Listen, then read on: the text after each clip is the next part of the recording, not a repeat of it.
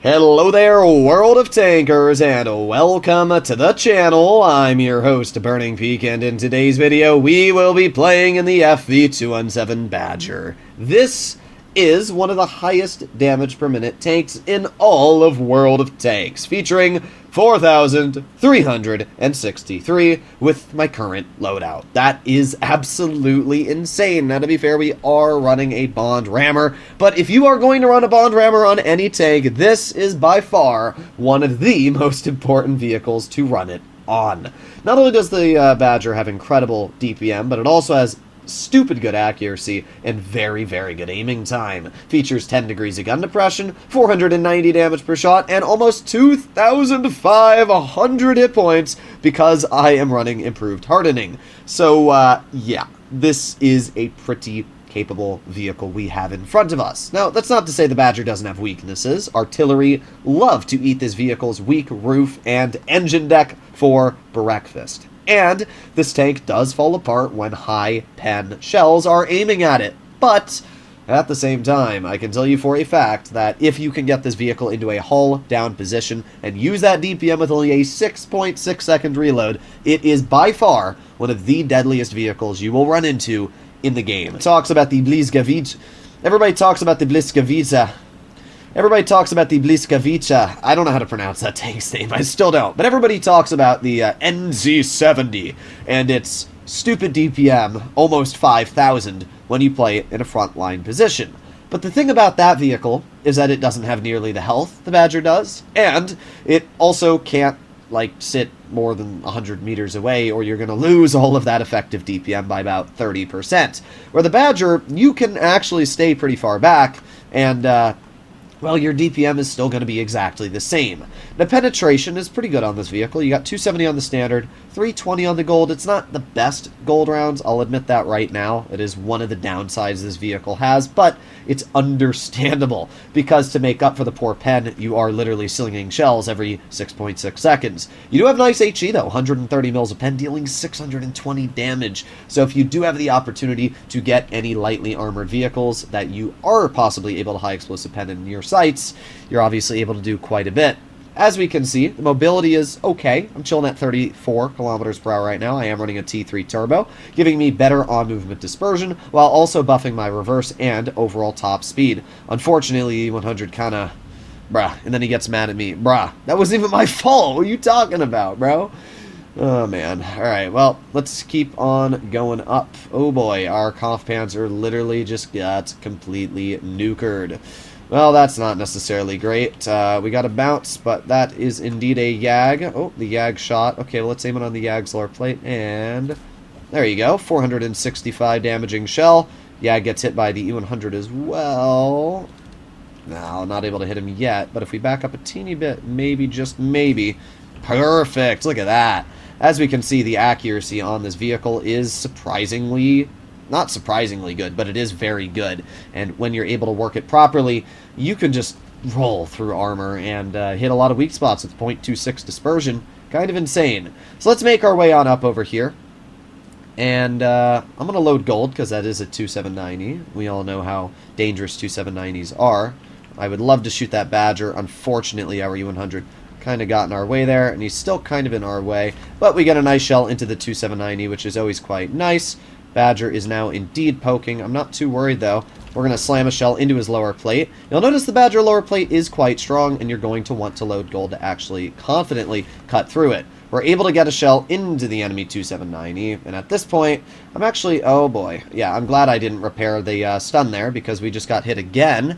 Alright, well, we're fine, we're fine. Oh boy, oh boy. Oh boy. Alright, well, we're all good. We're all good. Just a little bit of stuns. Never hurt anybody. Let's see if that 2790 shows me his hatch. There you go. And the final artillery shell hits us. And now I can use my medkit because we obviously are no longer able to be stunned. Alright, well, unfortunately that shot does not pen. But it doesn't matter too much, as our team is obviously making quick work. That shell should not have bounced. But at least the Badger does not pen me in the process. Let's aim in on his... I'm kind of stuck, but there you go. Nice shot into Le Badger. And we're going to over-angle again. Yeet! Bye-bye. Alright, pretty easy stuff so far. let's move up. We got the Object 780 in front of us, and this is, again, where the DPM on this vehicle is kind of incredible. You can just sit here and literally just roll into your opponents, but we are bleeding some health, I will admit that. I'm kind of stuck here as well, which is not ideal. So I'm going to aim in on the Kampfpanzer. Not able to pen him there. I'm going to try and back out. Ah, he pens that as well. Very, very unfortunate. But we are still alive. We got a pen into the 5A. He misses the shot. 5A is now in a pretty awkward situation, I'll tell you that. There you go. Easy pen right into his hatch. Alright, well, the Kampfpanzer is turning, and he's dead. We've already dealt 5,200 damage. I mean, do I need to say much else? The Badger is insane. What the heck is this vehicle's gun? I mean, we literally just YOLO'd and got away with it. That is, that's a little crazy. There's not many tanks in the game that can get away with what we just did there. But this is a Badger. And the armor, paired with the DPM, and the fact that we just have so much... I mean, I don't even know. I'm just kind of speechless on how quickly we were able to get out damage there. We got hit by the EBR, which is honestly really, really unfortunate. But at the same time, I'm not too worried. I don't know what the heck our 60 TP is honestly backing up from, because it's not that big of a threat. Alright, let's see if I can help out my EBR here. Problem is, last time... Oh, no, their EBR shouldn't be able to hit me right now. We'll move up. We'll move up. We'll see if I can help out. Our base is being captured, but I don't think it's that big of a problem. I might die. We'll see if this prog actually pokes this or not. Oh, there he is. There you go. Nice 450 damaging shell into his vehicle. Would not be surprised if that EBR was able to slam a shell into us, but he did not yet. Okay, well, let's move up. My thought process right now is that hopefully... Oh, that's not what I want. Well, let's angle it and hope that the Stritzvon bounces. He does. Now we got the Progetto, who also bounces. Well, we're definitely going to die. Did not realize the Stritzvon was pushing me. Our Blitzkrieg did, like, nothing here to help us, which is a little unfortunate, but we still did 6,600 damage in such a short game. Like, what the absolute heck? What a crazy game. Well, this should be a win. Ideally, all our Blitzkrieg has to do is pen his shots, or not, or, you know, you'll bounce a tank that you can overmatch every single angle on. Well, it should still ideally be a win, even though our Blitzkrieg is stopped. I'm hoping the 60 TP is able to bonk the Stritzvon, which he does. Wow, it actually turns out we ended up drawing that battle because the EBR on the enemy team was just Hing the E100 and 60 TP from a distance that they couldn't spot him at. Personally, I think people that draw out games when they know there's no chance of them winning are kind of despicable players. Don't get me wrong.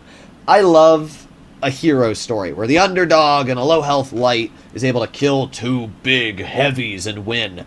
But there was no way this enemy player was ever going to win. All his entire goal is to draw out the game. Not only does that waste everybody's time, but nobody wins. Like, do people not realize that when you draw a battle, it equates to that team loses and that team loses? It's 15 people all get an L instead of half of them. It's kind of stupid in my personal opinion. I would much rather have one team win. Even if I'm in a drawing situation, I will usually just try to go in and make a last-ditch effort, even if I die, rather than just have a draw. It's so boring to spend 15 minutes of your life to then just get a loss. Wow, that was a pretty unenjoyable game to watch in the end. We still did top on the team with 6,600 damage. We did a pretty solid job, and we almost got an ace, but at the end of the day, we did not win that battle, so that's what ended up happening. Let's do another game in the Badger and see what it can do.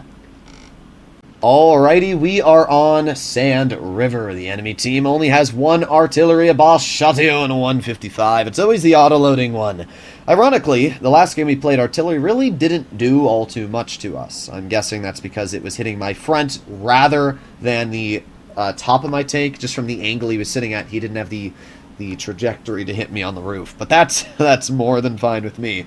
This game is a much larger map, so yeah, it'll probably be much more common to see artillery shooting me in this game. But I guess we'll find out. We are going to start off by loading gold, just because, I don't know, it's World of Tanks. You don't really have any disadvantages for gold. We just have more shell velocity, more pen, and the same damage, so I don't really see a reason why you wouldn't want to load gold. Okay, well, I'm going to try and go with our IS-7 and kind of get towards mid. Hopefully our EBR and, you know, our 60 going wide are able to hold there while I kind of get hauled down over here. We got a 121B wide. Not able to hit that. We got some other vehicles wide as well. Okay, and we've managed to move up. We got the E4 right in the open. Let's aim it on that E4's lower plate. Nope, no clue where that shot went at all. Okay, well that's a little unfortunate. Not the biggest deal ever, but I seriously don't know where the shot went. We fired at the E4. Okay, nope, that one also missed. Unfortunate. I mean, we're getting assistance for spotting it, which is pretty nice at least. But yeah, our shells are not going exactly where I want them to. Good news is, at least in this position, we're fairly well hunkered down. So I don't think that'll be much of an issue, as long as like that E4 doesn't have the opportunity to cut through us here. But I think we should be okay for the most part. What are you doing, IS-7, apart from pushing me? Thank you. Alright, well, man, I don't want to get hit by that E4, though. That is an absolute juicer of a shell if it does end up slapping me. Well, let's go to loading AP, at least at this point. 705's moving up. He's making a pretty aggressive play. Oh, there you go. E4 is detected at this point. Let's aim in on his track wheel. Wow, 0.26 dispersion is kind of being a joke right now, not gonna lie. Shoot it where his lower plate was. I don't know what my gun's doing, but it's clearly not working. There you go. At least we got to clear into the enemy Progetto, but wow, I don't know what the Badger gun's been doing right now. Alright, well, we can shoot it where that E4 was. I don't think that hit him. Alright, CS is moving up. Well, because our... Oh, wait a sec. E4 got spotted again. Aiming, aiming, aiming. There you go. That was a lucky shot. Very surprised that one ended up penning. Alright, that's pretty good. I will take that. Let's load a gold shell for this mouse if he does end up poking. We'll see. I mean, it wouldn't surprise me if the mouse does poke. And the current spot we're sitting is obviously quite good.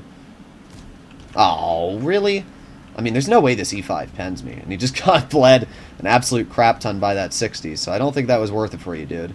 But yeah, let's just keep sitting over here. Got the super conch, but we're covered by that little itty-bitty rock there. We also got the Falsch B in the background. I'm going to move up a bit. Hopefully that conqueror can't hit me, but... okay, we're good, we're good. I was a little worried that conch would be able to see me there, but he is not able to, so we're all good here. Alright, let's aim it on the conqueror, and let's see. Come on, show me your turret cheek. Nope. Man, I'm not loving this gun right now. The accuracy is just really treating us pretty poor. Alright, let's aim it on that mouse. Nope. Unfortunate. I can see the bushes being knocked down where that E4 is. There's just nothing I can do about that right now. Alright.